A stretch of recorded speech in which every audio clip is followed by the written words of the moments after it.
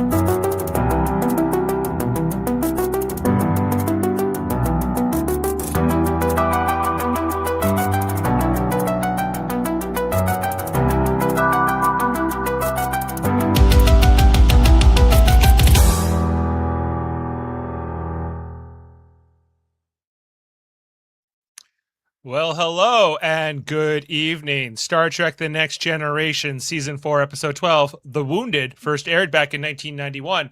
But here on Live Long and Podcast in 2026, we're just getting started. Whether you're joining us live on YouTube, Twitch, or Facebook, or catching the audio version wherever you get your podcasts, our mission to rewatch every episode of TNG continues. One treaty violation, one rogue starship, and one painful look into the past at a time. And now, this is your captain speaking. I am your host, Dave Mader.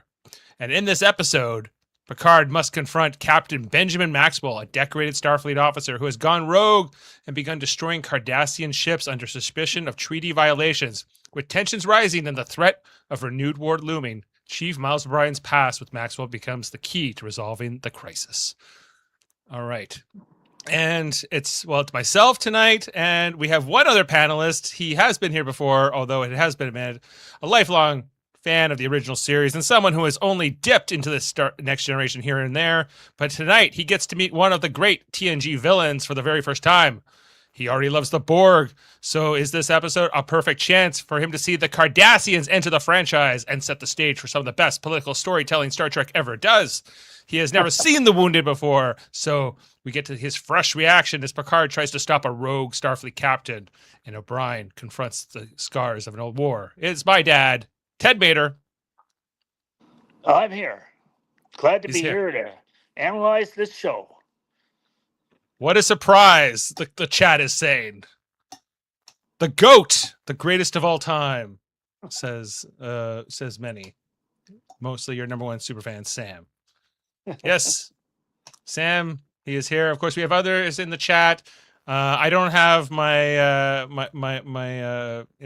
my friends Narduzzi or Jody here to monitor the chat, so I may be a little less responsive in the moments. Jody's supposed to join us, but apparently Jody doesn't know how to make a computer work. I'm just saying, he's having hardware issues, so shame.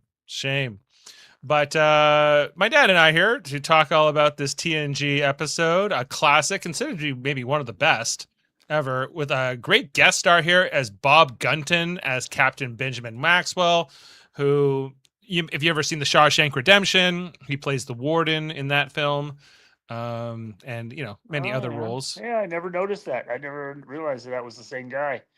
Yeah, and this is a couple years apart. Like, I think Shawshank came out like 94 or something like that, so this is a couple years before that. But yeah, and I don't know, Dad, I guess as we've mentioned, you're not like the biggest Next Generation aficionado, but you have a general sense of who these characters are, I think. Yep. And O'Brien, in particular, he's the one who becomes part of the spin-off series, Star Trek Deep Space Nine. Yeah, Deep Space Nine. Yeah. And a lot of this episode in particular is really setting up that next spin-off that they were probably planning by then. Because Deep Space Nine hasn't started yet, but they're introducing the Cardassians in this episode. They're giving us more about O'Brien's backstory. Of course, his wife Keiko, who he got married to Keiko like 2 episodes ago. He's more about their married life is featured here, and giving him a way to talk about his past in the Cardassian Wars. So, what was your take on this episode? I thought it was pretty good. It kept me interested the whole way through, so that was good. I didn't quite like that food she was eating. I don't Well, know what that was. neither did Miles O'Brien. He's like, What why was don't you that? make some stew? Make some. But they have this machine called a replicator, and they can order any food they want, I guess, eh? They could, yes. Like if he wanted to have lobster, he could have it, right? He could just replicate anything he wants, eh? He could have that, yes, but he's not a fish. Like he tells his wife. I know. I'm just saying. The first time I've seen the replicator in action, so I didn't realize that. Of course, I never really realized what did they really eat in the original series anyway.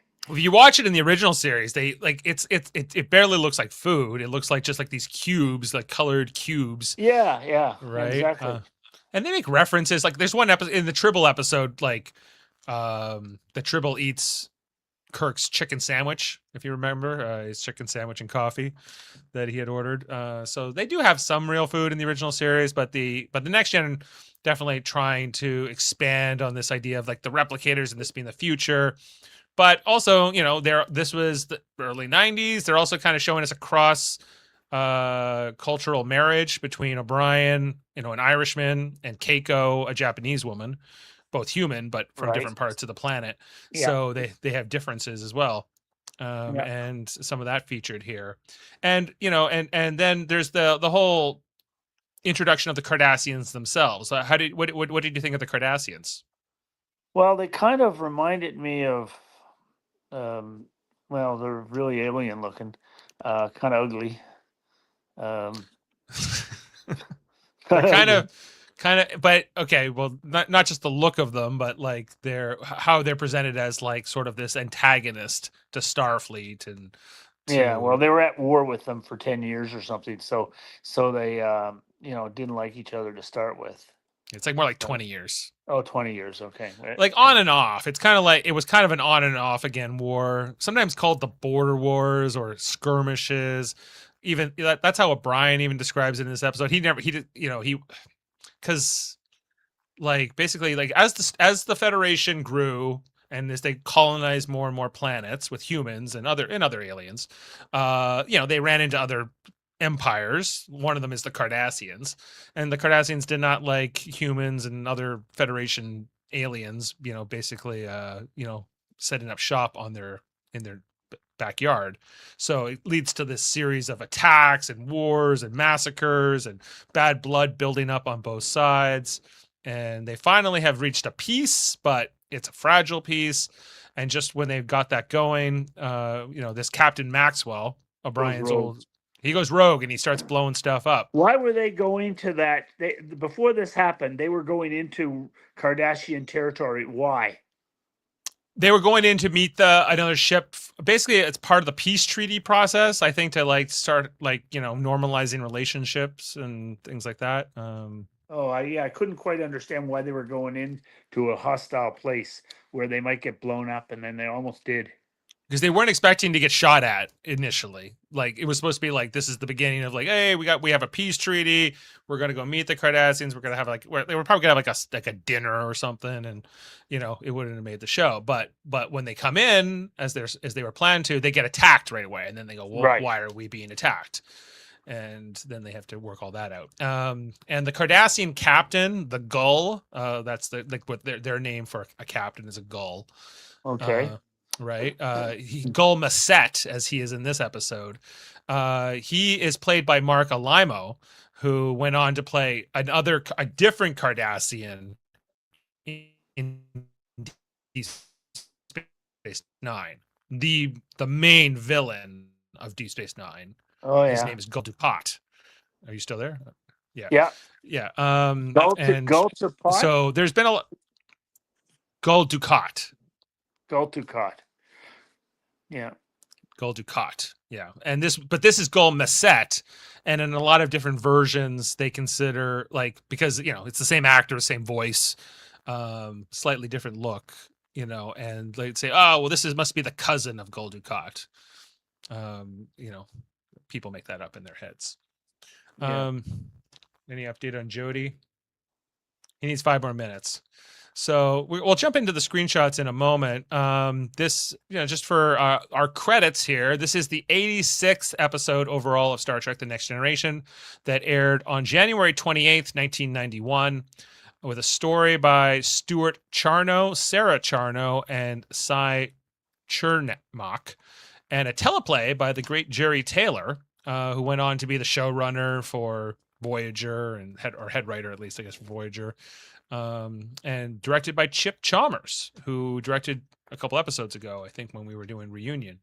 And yeah, as we've kind of broken down a lot of the different aspects of this episode in terms of like setting up the Cardassians. And I think the thing too was like this whole episode, like Picard is trying to stop the Cardassians. He's trying, you know, he's trying to stop Maxwell from attacking the Cardassians. Right. Maxwell's going around blowing their stuff up because he says they're preparing to attack us. They're setting up military bases near our colonies. You know, they're on a ruse. And by the end of the episode, that seems like that is the case, that the Cardassians are being bad. Right? Yeah. I think that was the case then, but they, you know, didn't. I don't know if they would have boarded that Cardassian ship, what would have happened?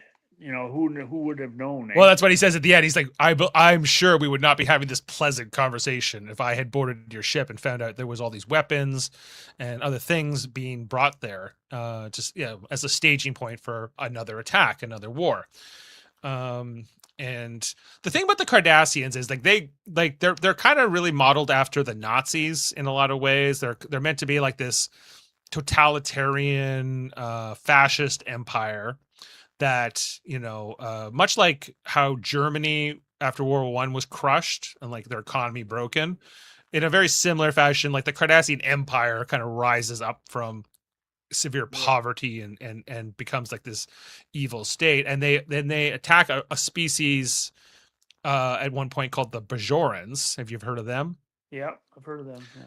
So because they're the future of Deep Space Nine, and so they're imperialists and they want their empire to go. So 50 years before this episode, they attacked the planet of Bajor. They occupied Bajor for roughly 50 years, you know, enslaving them and, you know, strip mining their planet and all kinds of stuff. And eventually, like, they're going to leave Bajor by choice.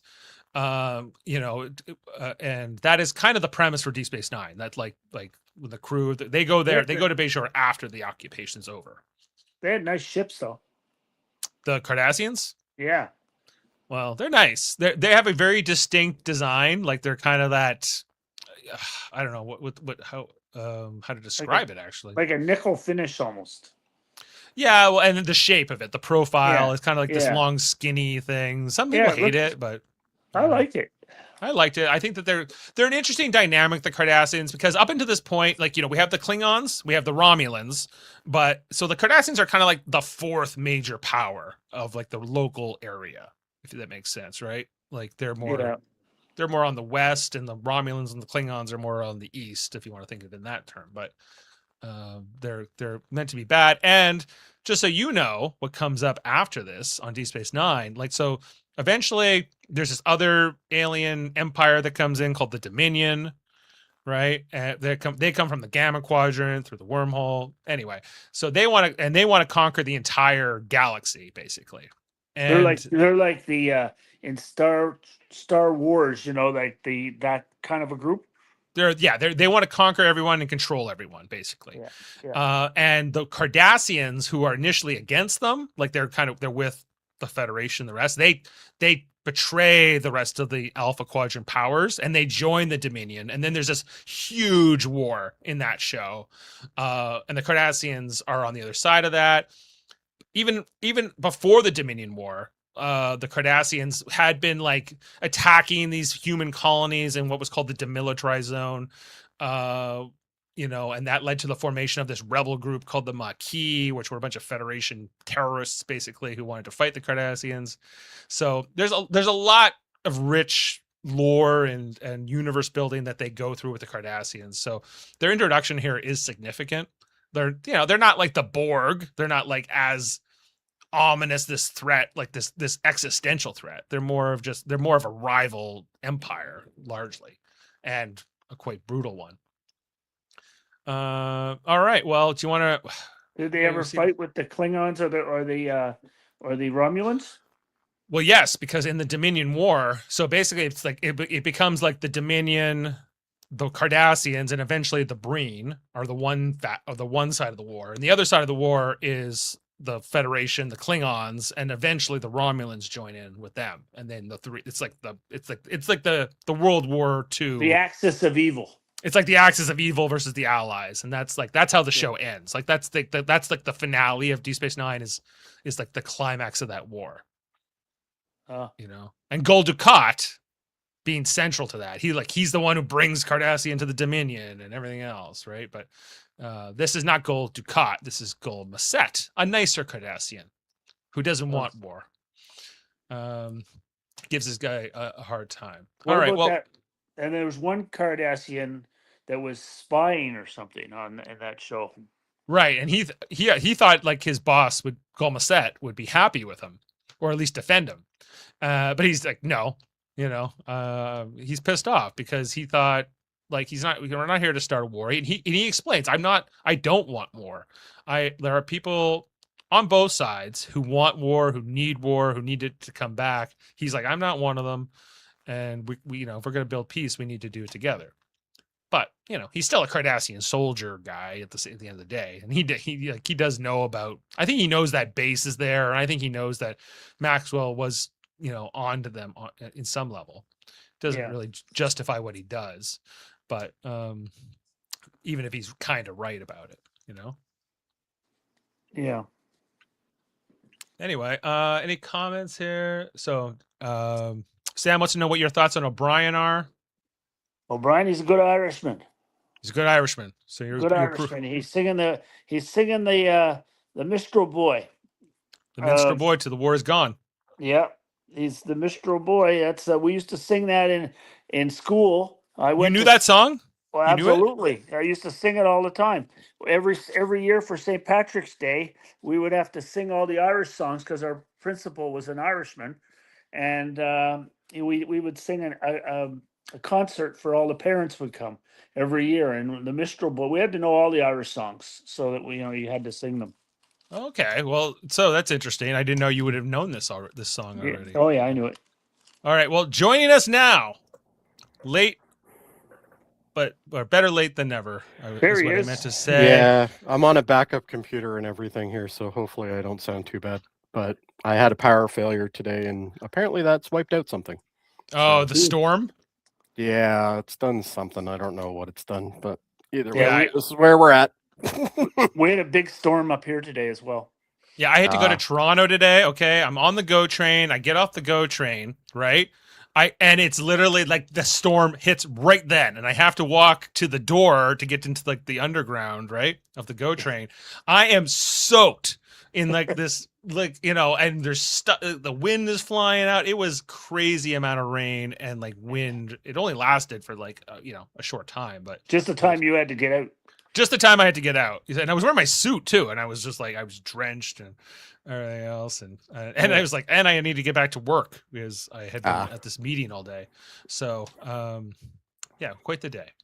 And I heard it. Anyway. I heard it knocked out the power where you live, Jody. So yeah, I was out for a couple hours. So but I wasn't home. I was actually at the office. But anyway, sorry for the delay, guys. Jody Simpson, everyone, he's with us. Yeah, and I have my beautiful green screen that's not working either, and it's been a day. Yeah. Well, okay, anyway. Jody. Well, it's all good. We appreciate you joining us, and if you could tell us about your thoughts about The Wounded. I love this episode. This is, in my opinion, the way Trek should be. It's got intensity. It's got a decent story. The characters are interesting and compelling, even though I can't relate directly with all the characters. I still like them. Even the bad guy in this scenario, which in this case is actually technically the other captain. Yeah, who's the bad guy? Is it Maxwell or is it Gul Macet? It's actually Maxwell. No, it's Even Maxwell. though I agree. even though technically he was right, he did it wrong, and that's the thing. So, but overall, I think it's a fantastic episode. I think this is probably up there for one of my favorites. The only real negative I can say is Keiko. I absolutely hate that character. But My that's a dad whole said other he issue. didn't want to eat what Keiko was serving for breakfast. Either. Yeah. No, and isn't she like an exobiologist or something? Like, isn't she like a botanist? Yeah, she's a Oh. botanist. So why wouldn't she know what capers are? Like, I don't know. It's more what are culinary these than little botany. But things? Yeah, well, Yeah. it's botany because it comes from a bush. aren't capers Italian? Like, are they even Irish? No, in Irish no, cuisine? I don't actually know. I'm not totally sure, but either way, I feel it's a great episode. I very good actually. I just agree. It noticed is a great episode. Jordy's in the background here. He didn't get a lot of play today, so we'll give Jordy. He's barely in one scene. Basically. Yeah, like he's got nothing going on. This is definitely a Picard and Jordy, with the guy with the head visor.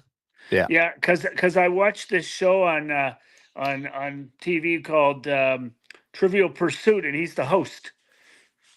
Oh, really? Okay. Yes. Anyway, that's Jody there. He was almost like he was on Reading Rainbow. Have you ever heard of Reading Rainbow? I know, but yes. I watched the Trivial Pursuit show all the time, and they play. It's like a game show where they have 3 contestants, and he does all the questions. LeVar Burton. Yeah. LeVar Burton. Yeah. He was on Roots, Dad. Yeah, I know. He was Kunta Kinte. Kunta Kinte, yeah. Kunta Kinte, yeah. Anyway, sorry for the delay. As I said, I apologize. All good. Unfortunately, this is where we're at.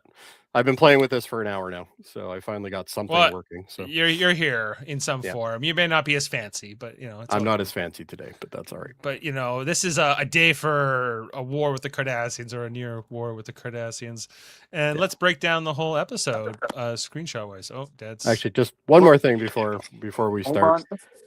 Yeah. Oh, yeah. That Teddy. The other thing I just wanted to say about the episode is I like the pacing in the episode as well. It's not a dull episode at any point. I think the dullest part is actually Keiko. But past that, everything else is good. Yeah, that was kind of that part. There's 2 scenes with Keiko. And they both were garbage. But anyway, that's fine. Well, I don't know. A lot they're of this necessary, but they're garbage. A lot of I was explaining to my dad. I feel like this is almost like the beginning of them setting up Deep Space Nine, right? I really think it is. I think at this point it was already being planned. Like it launched 5th season? Basically in the middle of the 6th season. Was it the middle of 6? Okay, yeah. But either way, they would have had plans at this point. I'm pretty sure. Like. You don't put something like Deep Space Nine together in 2 years. I'm sure. No. Like they were planning it by this point. Pre-planning it. Because this is the year that Gene Roddenberry died, and he kind of knew that they were working on it, although he wasn't involved at this point. And I was even like the 2 episodes ago when they had when Data's Day, when they had Keiko and O'Brien get married, I was like, this is almost like this is when they knew, or like this was the most clear indication to me that they knew they were going towards this spin-off idea. We're going to do Deep Space Nine. We want O'Brien to be a character in it. Let's give him more, give him a wife, give him a more interesting backstory, and fill it in. And I think this episode does a lot to set all that up.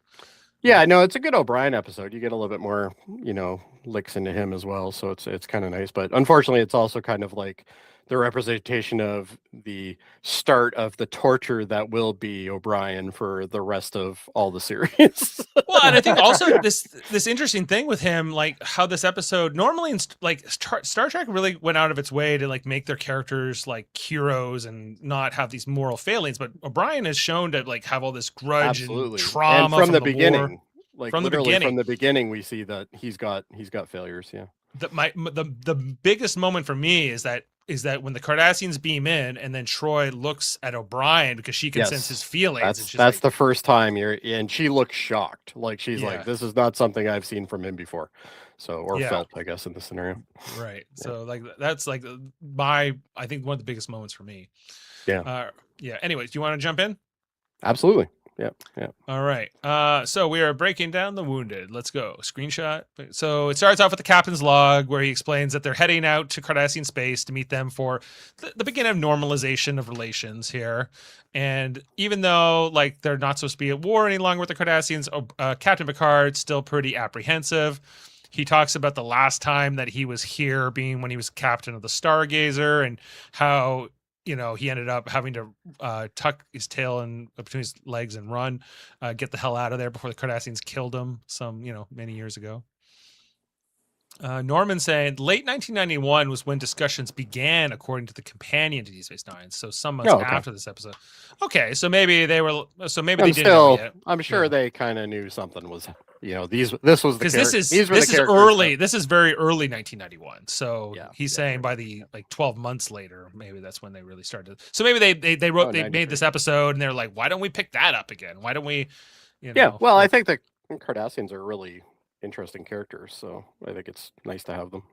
Yeah, well, they're different than the Klingons and the Romulans and the Borg, who are, I guess, are the big other bads of Star Trek, right? So they have their own distinct thing. Why did they have those things, Dave, on at the beginning? They had some kind of a thing across their face at the beginning. That was their battle helmet. That's like their helmet. Okay, yeah, they basically we never see that again after this episode. It's a one and done. Because even the uniforms that these Cardassians are wearing are not the ones that they'll go on to wear when. They're heavily inspired. This is kind of like the proto. I think this is the first run.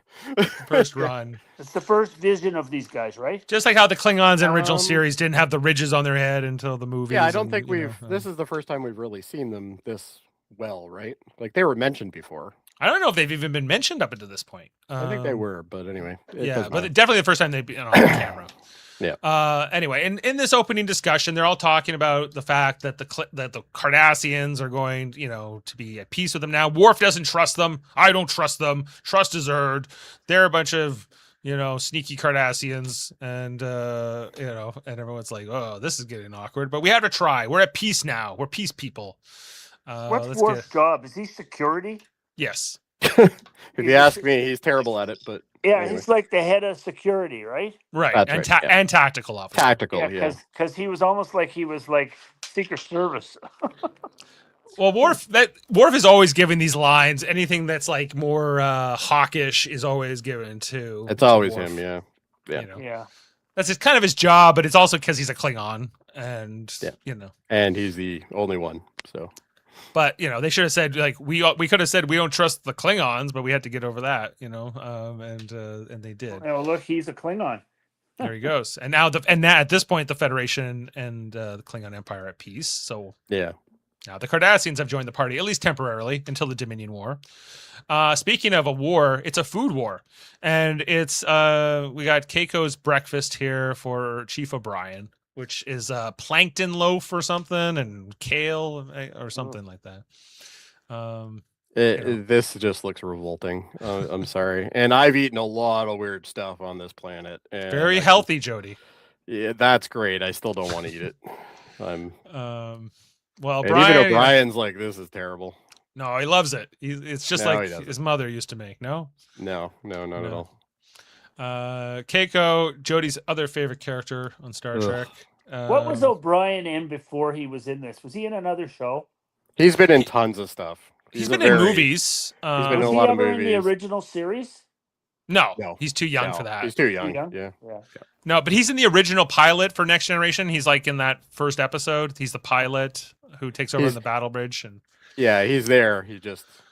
You might have known him also. He was in like Under Siege, the movie with Steven Seagal. Yes, he was with Seagal. And he's also been in a lot of British television as well. So if you're a fan of Brit TV, he is an Irish actor. He is, yeah. Like straight up from Ireland. Under Siege he was in, yeah. I think he's a bad guy in that, isn't he? Yeah. Can we talk about these shovels, aka forks, for a second? What the hell is going on with these? These are so ugly. It's the future, Jody. This is the future. We don't need these. We need something better. No, this is as good as it gets. This is evolution of flatware. Yeah, Sinister just actually Con Air is probably the one you may know the best about because he was heavily in that one. I don't know if my dad's seen Con Air. Dad, have you seen Con Air? Yeah, I think Nicolas Cage, right? Yeah. And in that movie, there's John Cusack, and he's running around with Cole Meany, Miles O'Brien here, in that movie as well. Yeah, he's the other agent that's trying to. He's like the bad cop to John Cusack's like good cop, basically. Yeah, he's a great actor though. Anyway, so But the whole back to the episode, this breakfast conversation, which goes on a little long, is about how Brian is not a fish and he wants to have mutton and eggs and bacon and just biscuits for breakfast, and Keiko just thinks that's too heavy. You need something lighter. And yeah, because everybody wants to eat plankton loaf and whatever else this was, and sea berries, I think it was. Yeah. Sea berries. Hey, sea berries. Who wants to eat that for breakfast? Come on now. It's a Japanese delicacy. Yeah, anyway, yeah. So then he's talking about his. Oh, I think we just lost Dave. And I don't have the screenshot, so I can't do anything right now. So we're gonna have to wait for Dave to come back. There he is. All right, he's coming. Sorry, guys. He's back. All right, there we go. Yeah. Malfunction? Right. Malfunction. He's probably having the same problems I'm having today. I don't know. My thing, my browser would just randomly crash on me in the middle of a podcast sometimes. Yeah, isn't that fun? Yeah. Anyway, so talking about his mother making real meat and butchering animals. And she's like, she touched the meat with her hands? Real meat? And he's like, oh, you damn right. No replicator on my mother's Irish farm. You better watch out. Brian, I think he's from 5 kids or something like that. Yeah, I think he mentioned he had a couple brothers and a sister or something. Yeah, I can't remember exactly. And his mother would curse in Irish, when she was pregnant with his siblings. But yeah, very. Isn't that just saying it louder with a slur? Isn't that the same thing? Yeah, you're more drunk, basically. Yep. Anyway, so yeah, just kind of this whole opening scene is just kind of establish O'Brien and Keiko, remind us, and then there's a red alert. The ship's being attacked. What's going on? We go to the bridge, and the Cardassians are straight up firing here on the Enterprise D. We get the first visual ever of the Galore class. Not even warship. A phone call though. They just literally just started attacking them. Yeah. No phone calls, no nothing. Yeah. My dad was saying he's a fan of the Cardassian ship design. Jody, do you have a opinion? I think it's unique. I think it's something you didn't kind of see because like in Star Trek, especially like the original series, everything was kind of uniform. It was a lot of the ships were kind of the same to a degree, like or at least the same aesthetic. Whereas when we see this ship, it's like completely different. Like it's fat up front and thin in the back and yeah. And all the propulsion is at the back, and it's a little tiny. They try to give every species or faction like a different color. Yeah. The Cardassians have almost a yellow-brown tinge to their ships. Obviously, Romulans have green ships. And yeah, Klingons. Don't get me wrong. It's not a Romulan ship. It's not some of the cool Klingon ships, but it's still decent. Or even a Ferengi ship. Yeah, the Ferengi ships are neat too. Yeah.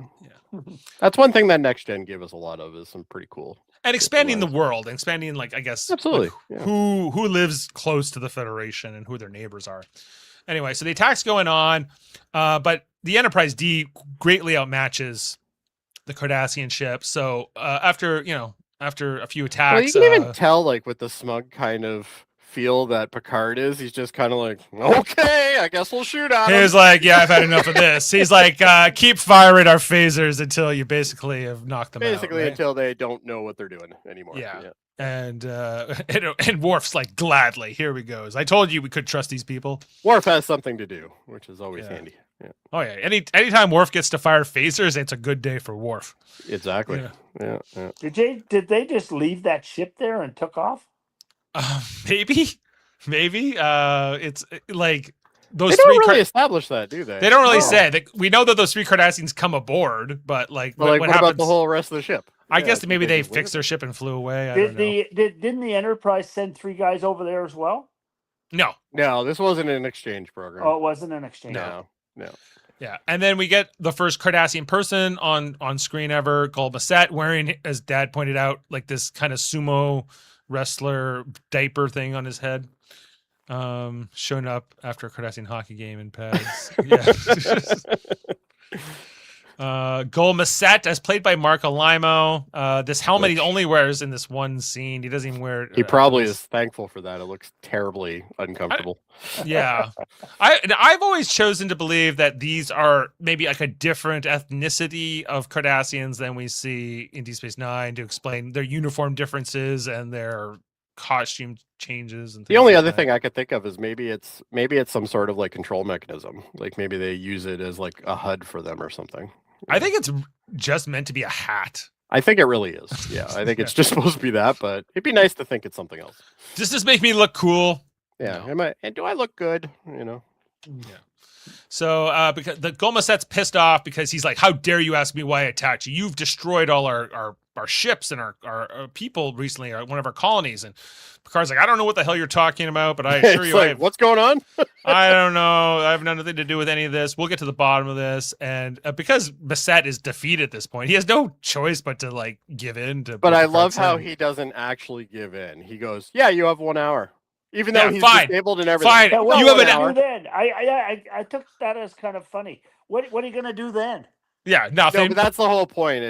I think it's supposed to be that's a characteristic of these creatures, right? Is they don't back down anyway, right? Like even though they are defeated, like plain and simple. One more shot, these guys are done, right? Like they got no shields anymore, they got no engines, you know. Yeah, exactly. So Picard's like, splendid. Let's go. So that is our teaser for the episode. Everything that sets it up in the cold open. Even Picard doesn't understand the headgear. Says Jim neither do we, Jim. Neither do we. And Picard's like, you could beam over, but you better take off that stupid hat when you beat. Well, no, they beamed over with them on. Did they? Okay, we'll have to look. I think they did. We'll see in a second. I think they did. Yeah, I think they had them on. Yeah. We get our title card, the Wounded here as the Enterprise and the Cardassian ship, which I think is a fantastic name for this episode. It's great. It's many purposes, right?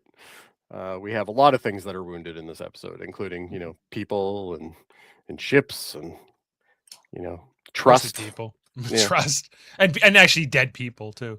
Dead people too, yeah. So then we get Admiral. Who is this? Admiral. It doesn't matter. He is stupid. So the first thing he says is, "I don't have to tell you, but I'm going to tell you." It's like, what? I don't have to tell you how important this is, Picard, but you got to do something. This is a TV show, and we need exposition. To explain what the hell is happening. So Jim says, Admiral Fat Albert. There you go. That is now his name going forward. Yeah, like I think we've seen him before, maybe once, but he's like, we can't have this war, and he's the one who breaks down that we think it's Captain Maxwell of the USS Phoenix who's gone off and gone rogue, and this is a big surprise because Maxwell, up until this point, is considered a hero of the Federation and like one of their best captains, and this is not, no one's kind of saw this coming. So he's like, but the Admiral explains to Picard, he's like, we do not need another war with the Cardassians. We need this peace. You need to find Maxwell, stop this, and prevent war at all costs. That's your mission. Go. But he didn't have to tell him that. I don't have to tell you this, but I'm going to tell you this. I'm going to tell you anyway.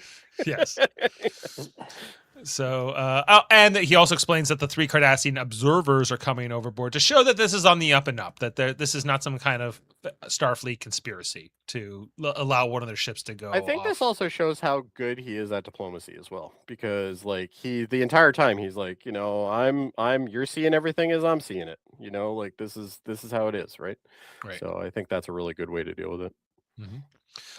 So then Picard breaks down to his crew that these 3 Cardassians, including Golmaset, are going to be beaming over and being observers.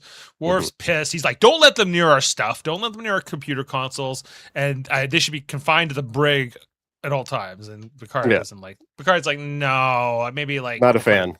We'll put a guard outside, like the warp core or something. I don't know. Yeah. They don't have to. Like, even Riker's like, they don't have to have the run of the ship, Captain. Like they don't have to be allowed to go everywhere, even though they're guests. Which I'm not sure he was even implying that. Like, so it's like I think this was Picard really because he's like, one of our captains is going off attacking Cardassians for without orders, and keeping the peace is also keeping the Cardassian observers sort of happy, placated. They got to be. They can't. You don't want to antagonize them. Is part exactly. Of the, yeah, right. We want to be welcoming to them and all that. While recognizing that we can't fully trust them either. Anyway, so they send. This is when Picard asks Data, like, has anyone on the Enterprise ever served with Maxwell before? And he goes, I'll check my little database in my head. Yeah. He's like, it hold was on, just gotta get that USB connection going. All right, yeah, we're good. O'Brien served with Maxwell on the Rutledge. Yeah. Oh, our boy O'Brien. Go talk to O'Brien, see what he knows. Did you notice that though? The minute that they said that, though, Troy actually reacted, but it was very hard to see. She was like there, but it was even she's hard for reacting like, oh shit, because she already knows because she sensed that. Well, maybe, actually, she's but going to be sensing something. not yet. I don't think she has any sense. I think she still kind of knows something at this point. Well, maybe, I don't know. Anyway, so then you're right. They do have the hats on when they materialize on that, but they take them off in the next scene. I think they take them off. So maybe this is travel. We get Gulmasset and two Glyns, Glyn being the Cardassian equivalent of commander, and Glyn something and Glyn the other guy, and they're greeted here by Riker and Troy, who want to bring them up to the conference room, meet the captain. They introduce them to O'Brien, which they normally would never do. They would never say, "Hey, this is our transporter chief." Like they never do that in the other episode, but because they do want this reaction here from O'Brien, who has to kind of like. Yeah, I never even caught that. That's true. Yeah, they wouldn't normally do that. Yeah. No. Anyway, so they're like, "Hey, O'Brien," and he was like, whatever. And this is where you see Troy starting to pick up on the feelings. Yeah. And as they walk out of the room, he's looking. She really gets it hard. Yeah. And then she's like, "Whoa, what's going on here?" You settle down, sir. I have to admit, though, the guy that's in the hallway, that guy's on a mission. He's flipping right past. He wants to be off at work on time today, so get off his back, he says. Anyway, so then there was that whole moment where O'Brien realizes she's reading him, and then he's like, "No, I never mind. I'm just gonna change the thing, change the subject, so to speak, or look away." And Troy is left. So, I know what's up. Anyway, so then unforgettable Troy stare. It's a look of disappointment too, right? And then but she's also the ship counselor, and let's be honest, O'Brien probably has had a couple meetings with her. Like, she must know some of his history. You think he's gone to see her about his post-traumatic stress disorder? I think it's required. I think she has to sign off on everybody, right? So, maybe, yeah. We But, know how he wanted to go see that counselor after he was stuck in the mental prison on Deep Space Nine for like that 20 years. Yeah, that was fun. To that. Poor guy. Maybe Esri would be the counselor for him. Yeah. Okay. Let's move on. Anyway, the meeting here with Gulmasset and his aides, plus the only scene Jody's in. This is the Jody, explaining how are they going to find the Phoenix. What else is? Oh yeah, this is mostly Gulmasset being like, "How can we trust you, Starfleet people? We're trying to help you find the ship." And Picard's always trying to smooth things over. He's like, "Why don't we all just chill out and have a good time and be cool?" And he's like, hey, and then I love this moment here where Riker is like, "Yeah, Captain, you tell him how to be cool." Yeah. This is how we roll, Picard. You tell him. Yeah. I can only hear Adam in my head right now. Look at that smug look on him. It's a smug thing. He's like, "Yeah, my captain's better than your captain." Yeah, my captain's way better than your captain. Look at his head. Great. No headgear even. Then they said, "We've invited O'Brien to this meeting." We realize O'Brien is present at this conference. You met him, the guy that we introduced to you in Transporter Room 3 that really we normally wouldn't do, but we did this time. Well, it turns out that worked out well. Right. And they bring him in here, and O'Brien's like, they're like, "Why would Maxwell do this? Why would he go around attacking everybody?" And he's like, "I don't know. He must have a good reason. He wouldn't attack these Cardassians unless, they were doing something." And Gulmasset challenges him here, and he's like, "Captain Maxwell would never act, without provocation. He's not that kind of man." He also talks about there's also the massacre of Setlik 3 is mentioned here for the first time. The fact that Captain Maxwell's wife and children were both killed, at that battle, at that attack by the Cardassians during the war, and that O'Brien was with Maxwell, the morning after that whole thing happened. And so this is where Gulmasset was like, he wants revenge. That must be why. And O'Brien takes exception. anyway, they have to break the meeting here for whatever reason, and then O'Brien ends up in the turbolift with the other two Cardassians, the two Glynns. And they're like, "Hey, would you tell us about transporter technology? We'd like to, compare notes on that kind of stuff." And he's like, "Only if Lieutenant Commander LaForge says I can." And they're like, "Uh-huh." And it's a real awkward elevator ride. And then I didn't get that elevator ride though. Why are these two guys with no supervision going? Like he's getting off on the 6th floor and they're going to the 10th floor. Like, well, they're allowed to go around the ship. That was what they established earlier, as long as they don't go to like an essential protected area. Yeah, but these guys are like, how do they know how to get around and everything? How everything works? Wow. I don't know. That's a good question, but they know that the bar's on deck 10. And we only got a 45-minute episode here. There ain't much we can do with it. Yeah, I guess. We don't really know. They probably looked at the guide. We don't technically know how much time has passed from when they beamed in to when that meeting takes place, too, right? True. So yeah. I do like this character though, because I like how they have a sympathetic character. Like this Cardassian. Yeah, he's the more sympathetic Cardassian. He's like the nice, sympathetic Cardassian who's just curious, and then this guy's an ass. Right? This guy's this is the guy who will try to steal the secrets, the weapons technology secrets, or whatever it was. He wasn't doing that though. He was just looking. And then they go, "Hey, O'Brien, would you like to come to the bar with us and have a drink?" And he was like, "Listen up. If they order me to tell you about transporters, I will. But who I spend my free time with is my business. So go to hell." Yeah, and he picked Keiko. My God. Yeah, I spend my time with Keiko. Bye. Yeah. And it gets off. I want to go. You lose your. Oh, we lost your mic there, Jody. Just happened. Well, anyway, it got awkward in the turbolift though, Dad. When yeah. Nope. All right. I can. Okay, so there's this whole scene here, Dad, with how Gulmasset was like, "You have like the transponder code for the Phoenix. Why don't you just give it to us, and then we'll just find Maxwell, right?" Yeah. And Picard won't do it. He won't give over the code for the Cardassian fleet to find them. Nope. Yeah. I don't know what you did, Jody, but you can't go. Your laptop doesn't have a speaker or a mic.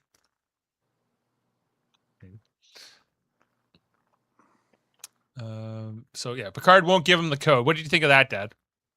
Yeah, that was the right thing to do. You shouldn't have given him the code. But if he had given him the code earlier, then Maxwell may not have killed those other Cardassians.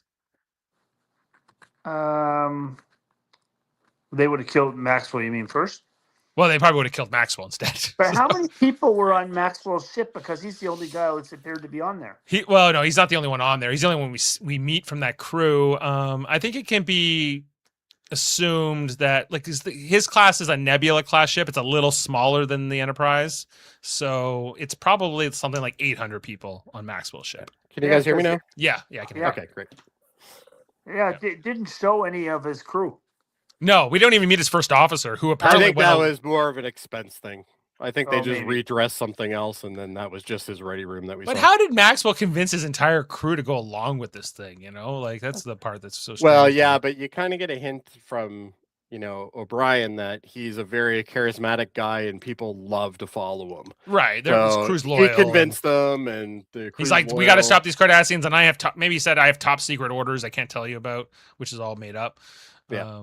Anyway. Yeah. But before we can get back to this important storyline, let's talk about what O'Brien has replicated. Is a Irish. This looks tasty. Yeah, what is it? Potatoes and like bacon. A potato salad casserole. Like casserole or something. Yeah. Keiko is not enthused. I'm still surprised she doesn't know what a caper is, though. That just seems a little silly. She hasn't had one yet.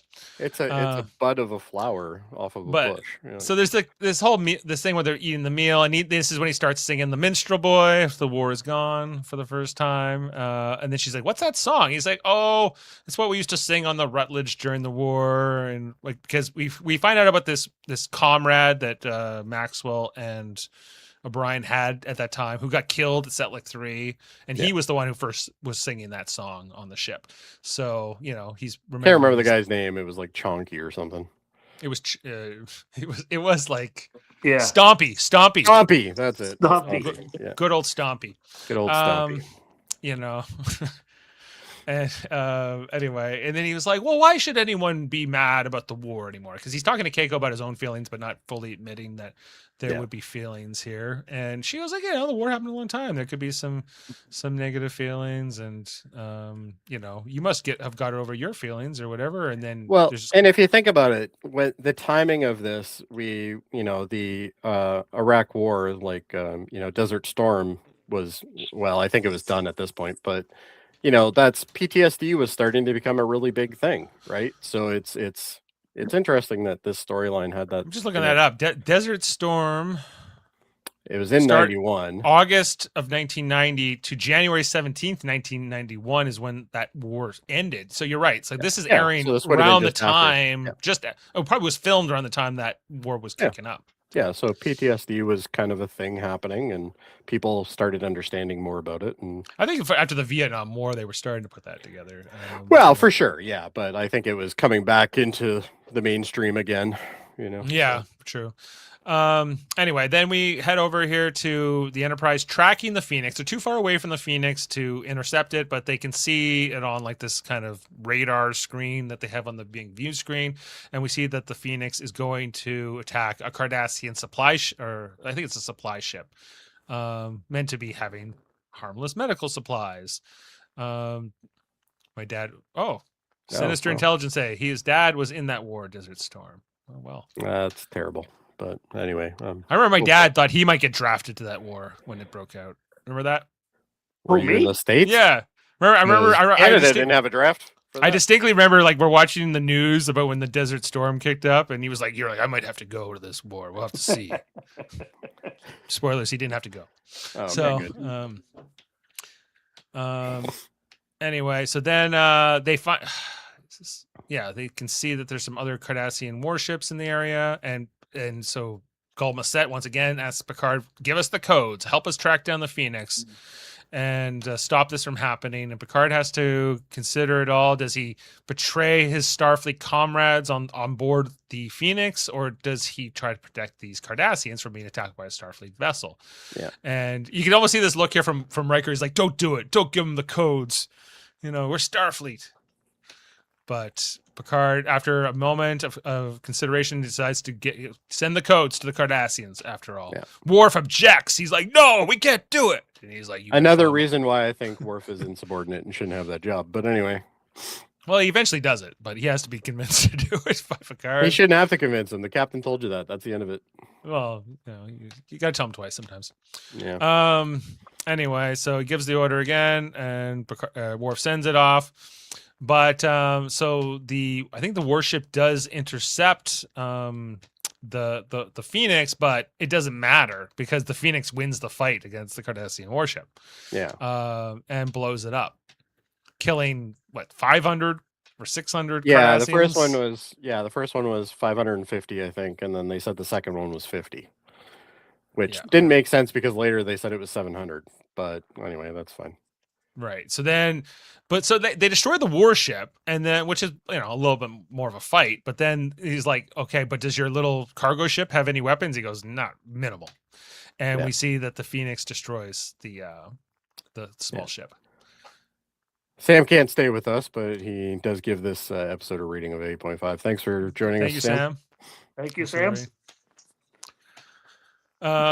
And just the stunned look here from Marco Limo after he sees what I love the fact that everybody has the same reaction though, which is like you don't have one person grinning, you don't have another one going, "Oh, I'm gonna kill somebody." Like everybody just has a stunned look, like what just happened, right? So I thought that was pretty cool.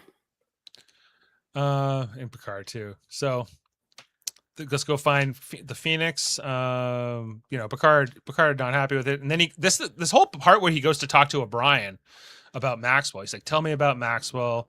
He's like, those Cardassians are up to something, Captain. They must be. You learn to watch your back. You learn to watch your back when you're around those people.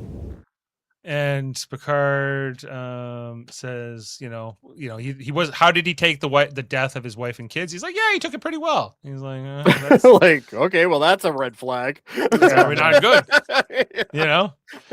wipe out your family. He's like, yeah, no, he was okay with it. He was still smiling. Yeah, he was still Like, smiling, what? but underneath the surface, he's like, I will get revenge. Watch out. Yeah. One day I'll have a Nebula class person. And this I is can- some 22 years later, too. Yes, Like, this was so- quite a while. Right. Picard has one of the best speeches here about anger and how, it becomes like old leather. Norman saying I need to leave shortly. I give this episode a 10, by the way. This is an exceptional episode. It is an exceptional episode. I agree. Well written. I agree. Maybe not on the 10, but I agree on the rest of the statement. And the Picard speech, let's have a listen. I think when one has been angry for a very long time, one gets used to it. And it becomes comfortable, like old leather. And finally, becomes so familiar that one can't ever remember feeling any other way. So I just want to explain something to our audience. That's the reason why modern Trek sucks, because they don't have writing like that. That's a fantastic line. That's great dialogue. What I find interesting about the speech here from Picard is like he's talking about Maxwell and his grudge here being angry at the Cardassians, but we know that Picard feels this way about the Borg too. Yep. So he can relate. Yep. But he's also, he can relate, but he's also kind of hypocritical because that's how he sees the Borg. I think that's like, depending on how you depend on it, right? Yeah. That's how how Picard sees the Borg the way Maxwell sees the Cardassians. Sure. A little bit. Yeah. But Yeah. you could argue the Borg are actually more of an existential threat than the Cardassians. Very much so. And can't negotiate with Borg. Like that just doesn't work. Anyway, so O'Brien has to reflect on what Picard says to him about the old leather and being angry and holding on to the anger and some more self-reflection. Then he's later on having a drink at the bar by himself up in 10 forward, having an ale. And that Cardassian from earlier, one of the Glynns, comes up and has a drink, orders a glass of Kanar, as they pronounce it here, not Kanar, as we'll come to know it more in Deep Space Nine. I could never get a liking to it. Yeah, I just couldn't. I couldn't have it. Kanar or Kanar? It doesn't matter. Both. I couldn't stomach it. Well, it's not real. Never got used to it. It's a fictional beverage, but I know. But that's what O'Brien says, right? It looks like never get used to it. It's more like a hard liquor. I get the yeah, sense. it's definitely some sort I of. thought he'd have a Romulan ale. Well, he's not Romulan. No, it's illegal Romulan ale. Oh, is it? Yeah, they're not allowed to have that in the Federation. Not till the war. Not till They the still- war. They still do, but yeah, they're not supposed to. It's smuggled. Bootleg. Smuggled on. It's Fish juice. Kanar is fish juice too. I know that they drink hot fish juice in the morning, but is it is there alcoholic drinks made from fish juice too? So what you're saying is Keiko should be with a Cardassian. I'm not going there. So I think she should, obviously. Well, she's got Sabar on Bajor. Don't forget. Yeah, that's true. Yeah. Anyway, so like this Cardassian guy talking to O'Brien about all kind, like they're talking about just the thing because O'Brien apologizes for how he acted earlier, and and they talk about the Setlik 3 massacre and how that was a mistake. The Cardassians thought it was some kind of Federation staging post, and I don't know. O'Brien, you can tell, doesn't really take this too seriously because he's like, what? It was a bunch of civilians. You butchered a bunch of civilians. You want us to believe you thought it was some military base. Yeah, but that also shows you like that kind of gives you the whole Vietnam kind of vibe, right? Like, well, we thought we were helping. Well, were you? They were not. No, exactly. So the same thing, right? Like they were doing what they thought was right, and turns out it wasn't. And he knows that, which is cool. That's good. And he's talking about this the first time he killed somebody. O'Brien killed somebody, with a phaser in the war. Gives just incinerated right in front of him. A pretty powerful speech here. One of the women threw me a phaser, and I fired. The phaser was set at maximum. The man just incinerated there before my eyes. I'd never killed anything before. When I was a kid, I'd worry about swatting a mosquito. It's not you I hate, Cardassian. I hate what I became because of you. Again, better writing. Well, Jerry Taylor wrote this teleplay, and it really, she was one of the best. She was. Passed away last year. Anyway, Did. Yeah. so O'Brien finishes his drink, and the Cardassian guy is left to just contemplate all this. And it's the last time we see. Well, the other Cardassian, Glenn, was caught by Worf sneaking, trying to sneak some military secrets here. And they come in, and, Worf rats him out, and Gul Macet very upset with his officer here. What business did you have going after their computers? You're like, this was not allowed. You go to your quarters and you stay there until we tell you otherwise. We'll deal with you later. We'll deal with you later. And Cardassian discipline is not fun. So even if he's a nicer Cardassian like Gul Macet, this is not bode well for the Glynn. So good luck to them. Anyway, so he's taken off, and then Macet takes Picard into his ready room to say that I apologize for the way my guy acted. That wasn't allowed, and I'll discipline him. And and I think Gul Macet and Mark Alimo's performance in this episode excellent. And you can see why they kept bringing him back to play Gul Dukat. I'm pretty sure this sold him for everybody. Yeah, this was it. Yeah. And he talks about those who need war, and those, and he's not one of them. There are those who crave war, who need it. Yeah. I am not one of them, Captain, and I'm beginning to see that neither are you. We have had our full measure. The lasting peace begins here, with the two of us. He's going to make it happen. And then here we are. We've caught up to Maxwell. And we get to see the ship, which is interesting. We get to see, I think this is the first time we see a Nebula class ship. I think it is, yeah. Which is a slightly, looks similar to the Enterprise and the Galaxy class, but it's got. They just put things in different spots. The nacelle is obviously below the saw. Well, I guess it's the way that the main drive section is done, and then you can also see that the Nebula class has this, what they call the mission pod above it. So like this little platform section, it can be different things for different long-term missions. It could be like a weapons pod. It could be like an arboretum. It could be something meant for like scientific analysis to fire torpedoes. There's all kinds of different. It's modular, basically. That's what I mean. So, Dad, do you have an opinion on the Nebula class? No, it's good. I like it. It's good. Yep. All right. And then comes in Captain Maxwell, who's been talked about so much up until this point, played by Bob Gunton, who says, "Great job you did with the Borg there, Riker. Way to go!" And sees O'Brien. Well, and Riker, if you notice, Riker, when he first is introduced to him, he's kind of welcoming to him, and then all of a sudden he turns into the prick. He's like, "Yes, we do have something to discuss. They do have something to discuss." Well, he's watching like how O'Brien still has this affection for Maxwell, and I think like technically they should just arrest Maxwell right now, right? But after all this and like get to the bottom. The Federation is all about finding out what happened first and then arresting everyone. Are they? Like No, I've seen other they're Star not. Trek episodes where they've thrown people in the brig for a lot less than this. Oh yeah, and, for sure. But whatever. Like him being like this notable. He's so charismatic though. Like it's like, oh yeah. You're But you just got like, that silver how could you tongue by hate kissing the stone, right? You got that silver tongue by kissing the stone. Maxwell getting into it here. And I guess because Maxwell being this respected Starfleet captain, they're giving him a bit of grace here. They're like, why are you doing this? And they want to at least figure it out before they throw him in the brig. Yeah. Right. So Riker's like, let's go, Maxwell. And then Riker gets into mean mode. Mean Riker. Mm-hmm. I love how he gives him that wink in the. I got it. It's all under control of mine. Don't even worry about it. Yeah, it's fine. Don't worry. Bob Gunton does not do this role with any kind of Irish accent, but no, he should have though. It would have been amazing. It would have been fun, except for that one line where he talks about kissing the stone. But you got that silver tongue by kissing the stone, right? I wish he had just had that accent the whole. If he just episode. did it the whole thing, that would have been great. Yeah. Anyway, so the meeting here between Picard and Maxwell, it gets pretty real, right? He's like, "Well, I was glad when I figured out they sent you after me, Picard." And then Picard, like after like the handshake, he's like, "Why?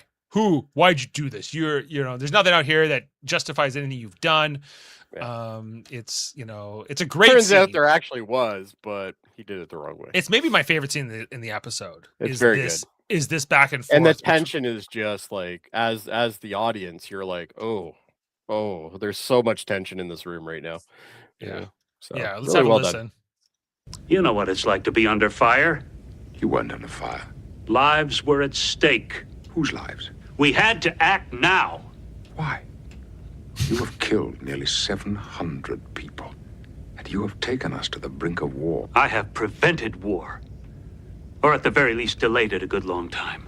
The peace treaty was a ruse to give them breathing room, time to regroup. And so all alone, you decided to dispose of the treaty. I took the initiative. I did what had to be done. What had to be done? For Just whom? the same line as Why would a man Dave. It's the same with a line that long the and guy used brilliant service in A Few abandon? Good Men. Yeah. Remember Well, that? it's got some. Well, it's a similar kind of a thing in some sense. These boys stand on the line and they give their lives. I stand on that wall. Who's going to stand on that Only wall? 40 You, feet away Lieutenant from the enemy. Weinberg. Yeah, all you that. gonna do that? Yeah. Yeah. I think I have that, but just to listen to the rest of it here. The fundamental principles that he has believed in, even fought for, all of his life.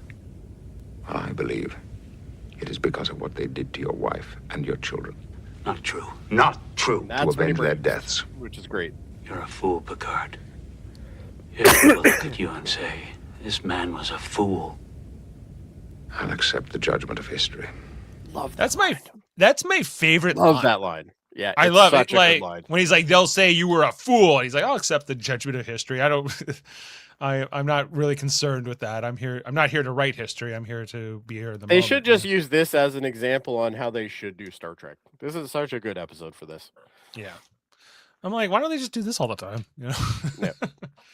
Anyway, so then after they have this chat, basically Picard's like, listen up. I'm going to allow you the dignity of flying your ship back. I love You that. It's so know, badass. Because, Yeah. you're such a respected captain. Or I will throw you in the brig and we will tow your ship back in disgrace. And so yeah, he has to make He's this like, I'll calculation. go to my ship, Captain. I'll go to my ship. You can Yeah. totally trust me. Like I would never Yeah. do anything rogue. Yeah. You would think they would at least put a detail on his ship with him. So How then about that you way just? they- How about you call the first officer and say, Yeah, "Hey, just say, by the way, you got to go to this Starbase. just so you know, what if he says like you need to go somewhere or don't like Yeah. there's other things they could have done here, but basically yeah, he's like okay, I'll fly back and then we'll go to Starfleet. Oh, sounds great, Picard. And then Picard, And then he after- does the first of 2 lookaways in this entire episode, which is great. He does this look away, which is like, I'm disappointed with you. Be gone. And then later on, he does the same thing in the with chair. Massette. Yeah, he's With like, Massette, yeah. he turns around. He's like, get off my ship. Yeah. So then we see that the Phoenix and the Enterprise D here are warping back. They got Gulbasset with them and they're heading back. But all of a sudden, the Phoenix is changing course and they're going after a base. Who could have saw that coming? Yeah, so they're like trying to hail them, but they don't answer. Picard's after them, and we see that the Phoenix is getting ready to destroy another Cardassian ship. And as they approach the Cardassian ship, they realize it's got like a electromagnetic field that it shouldn't have, which indicates that they're transporting weapons. And they're just trying this look, they don't say anything, but the two of them look at each other like, shit, he might actually be right. well, there's the look where they look at each other, and then you see Yeah. Massette looking at them, looking at He's each like, other. shit, the gig's up. Oh, they figured out that we're up to no good actually out here. Yeah, inconceivable. And so they have to go, but they have to go after. They call O'Brien up there because O'Brien, we also established, was the tactical officer specifically on the Rutledge. So he understands Maxwell's tactics, and battle And he's strategy. like, you pin him in a corner, and he's gonna come out fighting. Right.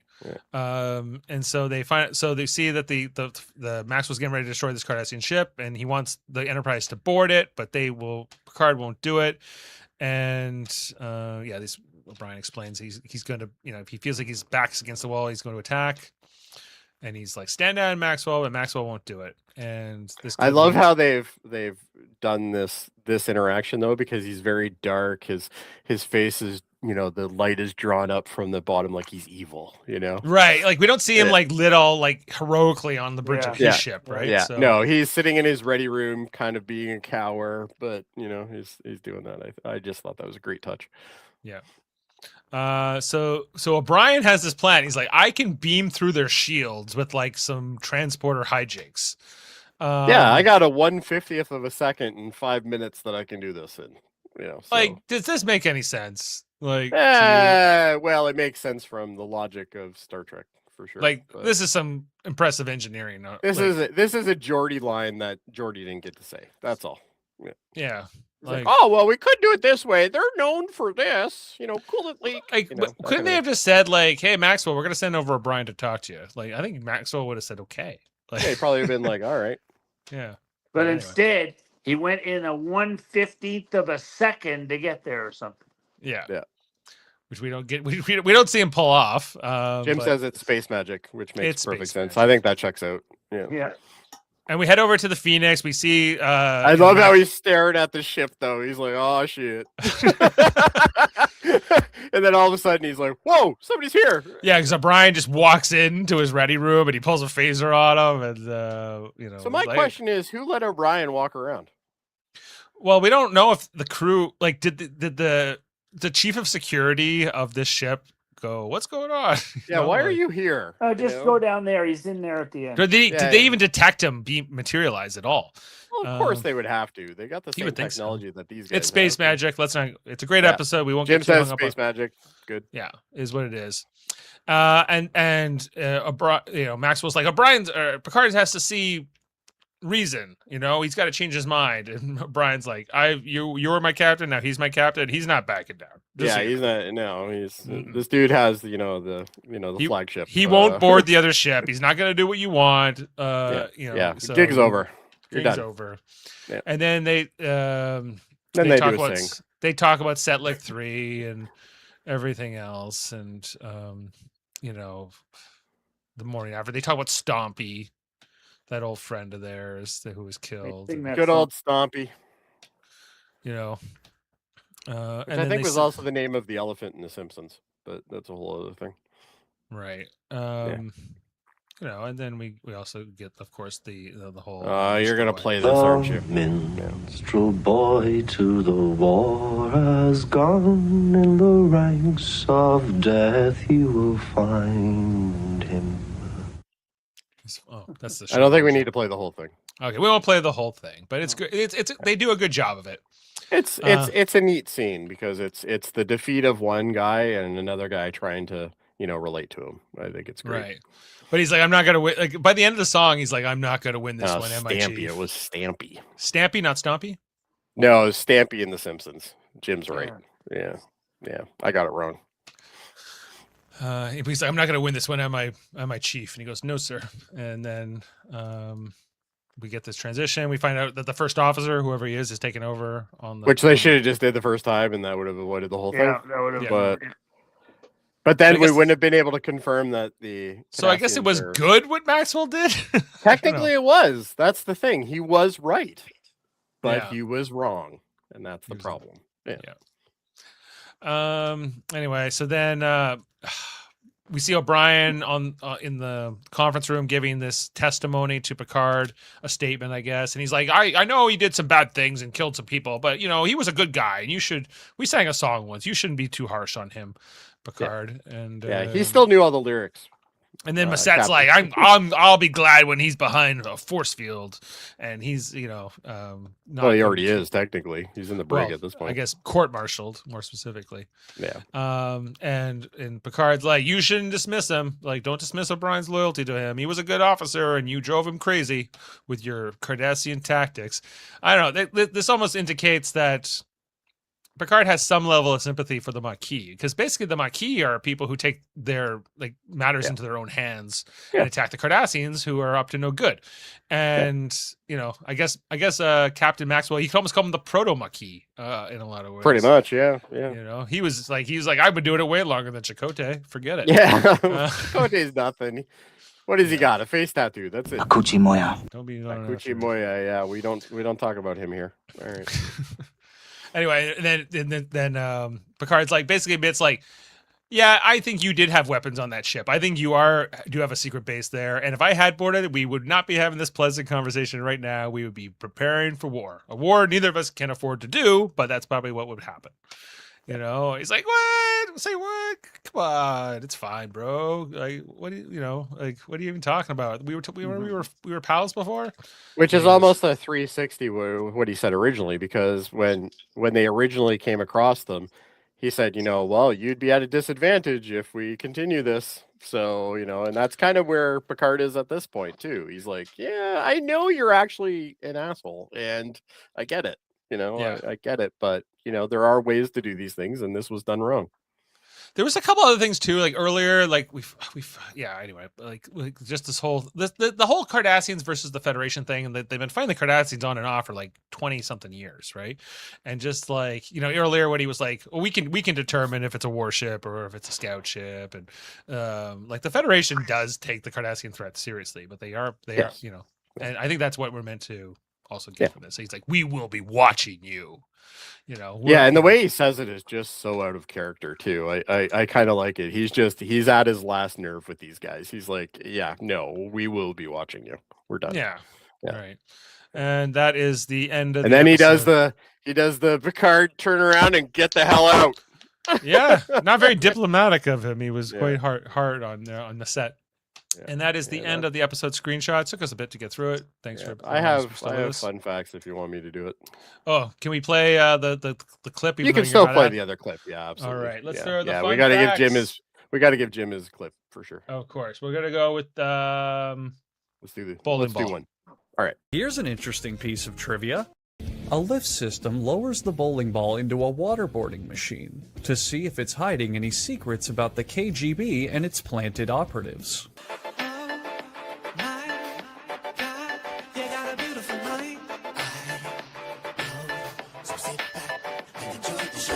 Well, fun fact us, Adam. I want sexiness. I want fun factiness.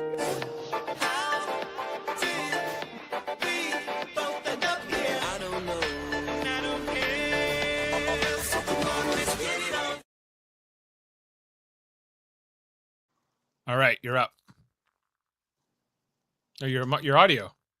Huh? Oh, hold on. You're good. Oh, what happened there? Okay. Yeah, I'm filling in for Adam, and I'm not nearly as sexy as him, but I'll try to do my best. All right. So Michael Westmore based the Cardassian look on an abstract painting he had seen 2 years earlier of a wide-shouldered woman with what appeared to be a spoon in the center of her forehead. So that's the reason. That's how they designed them. That's a racial slur. How dare you? The spoonheads. Yeah, whatever. Anyway, this is the first of 5 TNG episodes to set up Star Trek Deep Space Nine, a central storyline. The next episode, Ensign Row, follows the reference to Unification 1, and finally Chain of Command Part 1 and Part 2. So we get a lot going forward of these guys. So they'll be back. Yeah, we haven't seen the last of the Cardassians by any means. There's 5 lights according to them. All right. Anyway, this controversial. Yeah, it's true. This is the only incident in which Cardassian military officers are seen wearing any kind of headgear. That piece of the uniform was dropped in all other episodes involving the Cardassians in the Star Trek universe. So this is the one and only time you'll ever see that awesome headgear. Yeah, unfortunately. But this is actually the first appearance of the Cardassians, who would later feature in several more TNG story arcs and will become the main alien race in Deep Space Nine, which we all know, obviously, but cool fact anyway. The facial hair and headgear worn by the Cardassians are unique to this episode and are never shown again. So even the facial hair is gone. Yeah, they're the only Cardassians we ever see have facial hair. I do like this idea that they're like maybe like they're still Cardassians, but they're from like a different island of Cardassia. Yeah, they could be part of a different area. Yeah, and it says also additionally, Cardassians' energy weapons are pink here. However, later on they are amber. So these were special space guns only for this episode. So there you go. This is just didn't figure it out yet. Maybe, yeah. Yeah. This is Mark Alamo's third appearance in TNG. Each time he plays a different alien race. In this fourth and final TNG appearance in Time Zero, he would play the human gambler Frederick Larock before The first time he was here, he played like a dog man who was like, he was under so much prosthetics, you could never tell it was him. You could never tell it was him, yeah. Yeah. And then obviously he ended up being the defining role of Gul Dukat in Deep Space Nine. The Minstrel Boy, the song that they're singing, is actually a real Irish ballad that was written by Thomas Moore in, well, we don't know exactly when it was, but it basically is a memory of his writing of who died during the 1798 rebellion of the United Irishmen, and is considered one of the most inspirational songs about bravery in battle. So there we used to have to sing that in our Irish concerts when we were kids. Oh, there you go. Yeah. Awesome.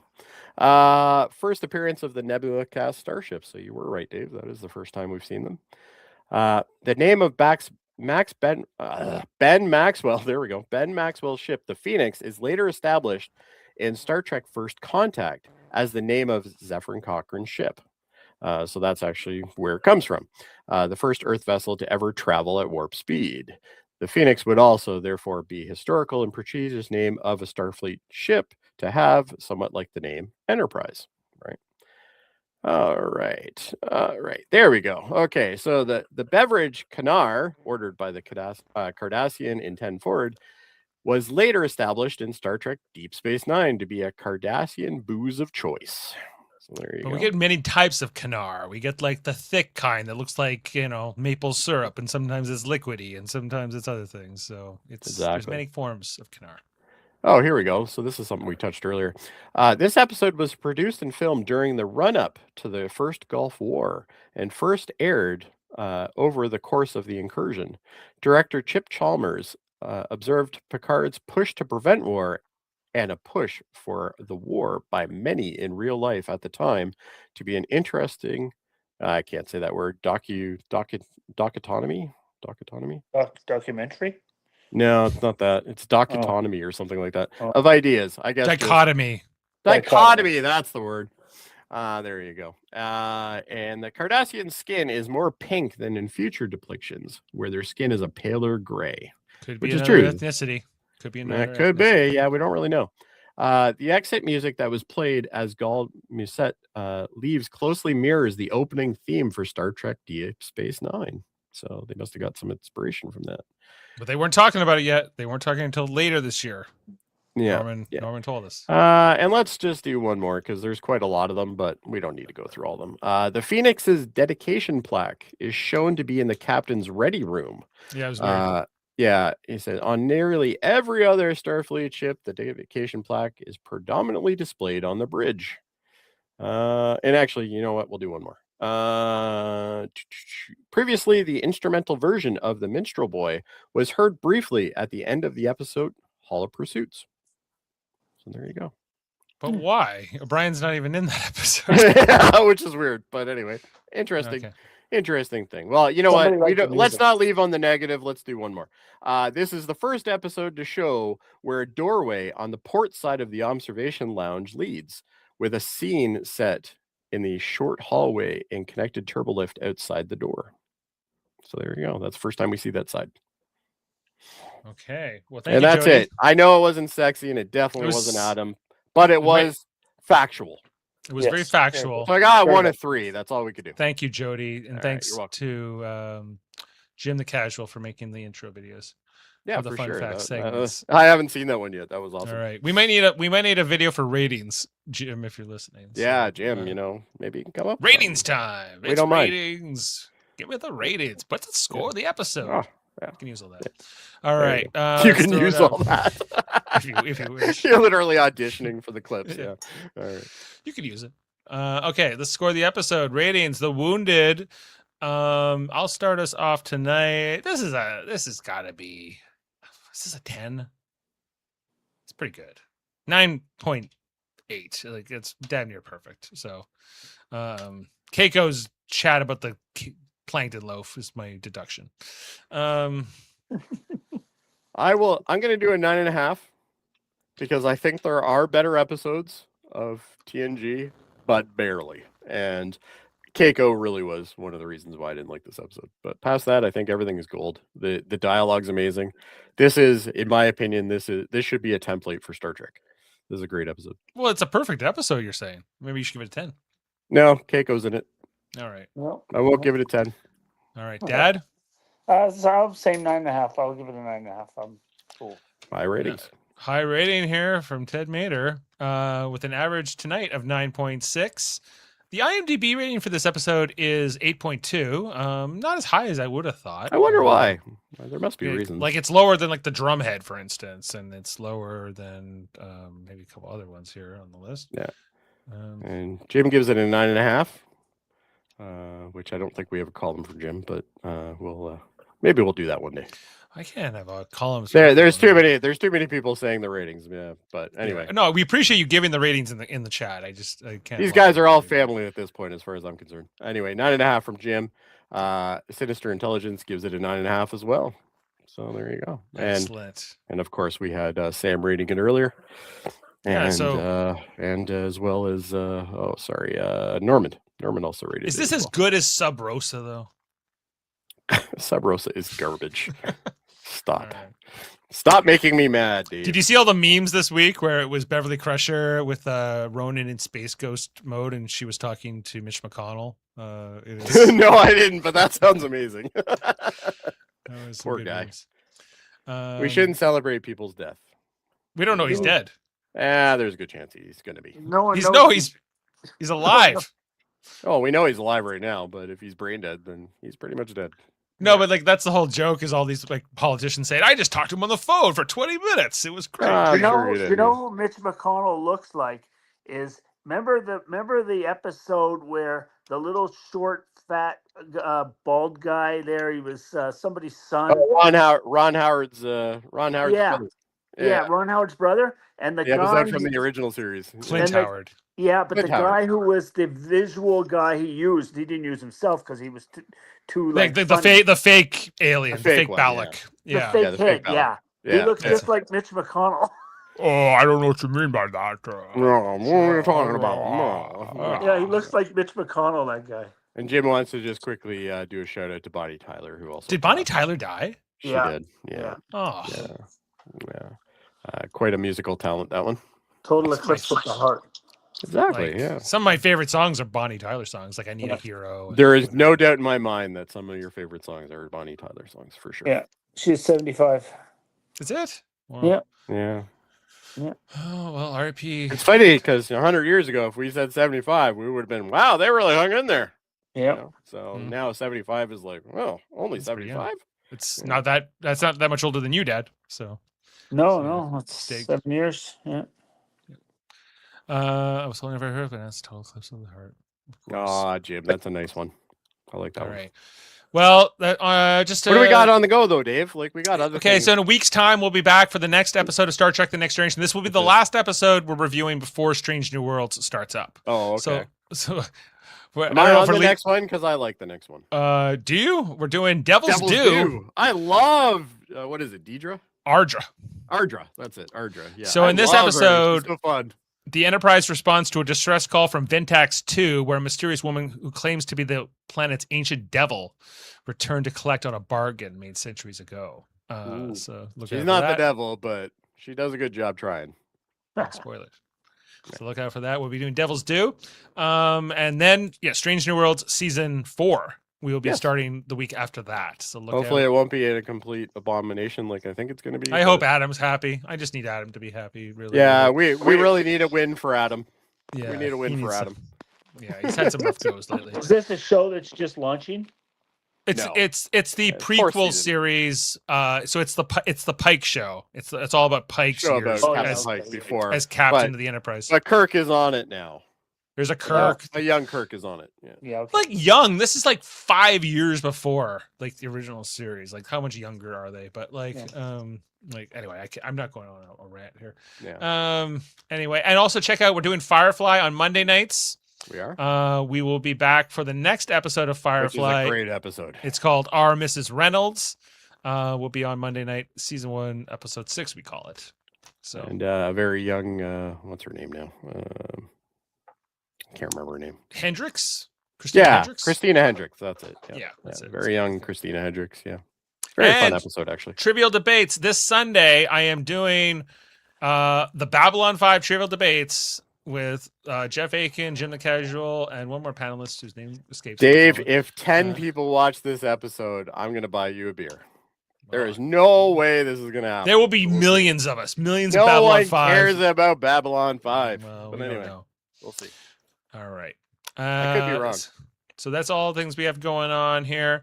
And I guess we'll leave you with I don't know, a quick little quote here from Maxwell about kissing the stone. We'll see you next time, everyone. Thanks, Dad. Thanks, Jody. Bye. And live long and podcast. But you got that silver tongue by kissing the stone, right? Beam up some Star Trek content with Live Long and Podcast. A roundtable movie discussion with Hey, did you see this one? And take a peek into the darkness with Heard Noise, Must Investigate with Michael Chan. Watch us duke it out on Trivial Debates. And let's chat about TV with the Super Mater Brothers. It's all here on the United Federation of Podcasts.